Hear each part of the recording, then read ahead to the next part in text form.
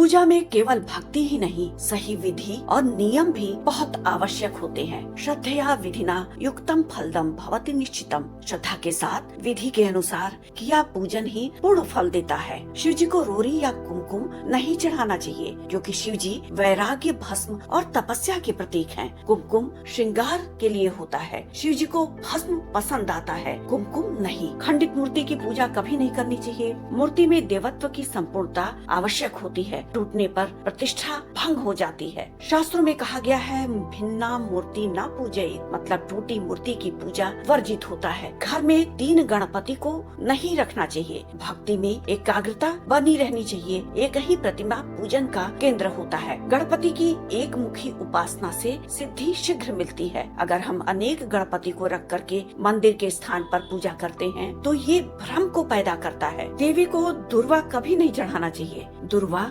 गणेश जी को प्रिय है। मातृका को कमल, चंपा, केतकी जैसे सुंदर फूलों से प्रसन्न किया जाता है। तुलसी पत्र को कभी भी चबाकर नहीं खाना चाहिए। तुलसी पवित्र है। दांत लगाने से उनका अपमान होता है। तुलसी पत्र को तोड़ करके सीधे मुख में नहीं डालना चाहिए, बल्कि विधि पूर्वक उनका सेवन करना चाहिए। गणेश जी को तुलसी का पत्र कभी नहीं चढ़ाना चाहिए, क्योंकि गणेश तुलसी की कथा के अनुसार तुलसी जी ने विवाह प्रस्ताव रखा था गणेश जी के समक्ष, और गणेश जी ने मना किया, जिससे शाप वरदान का प्रसंग जुड़ा हुआ है। इसीलिए गणेश जी को तुलसी का पत्र अर्पित करना वर्जित होता है। एकादशी को तुलसी का पत्र नहीं तोड़ना चाहिए, क्योंकि ये दिन विष्णु भगवान को समर्पित होता है। पौधे को विश्राम देने और संयम रखने की परंपरा है। एकादशी को तुलसी पत्र तोड़ना निषिद्ध होता है। रविवार को तुलसी में जल नहीं देना चाहिए। परंपरा के अनुसार पौधे की देखभाल करनी बहुत आवश्यक होता है। रविवार को सीधी धूप और जल पौधे को हानि पहुंचाता है। तुलसी जी पर जल अर्पण में तिथि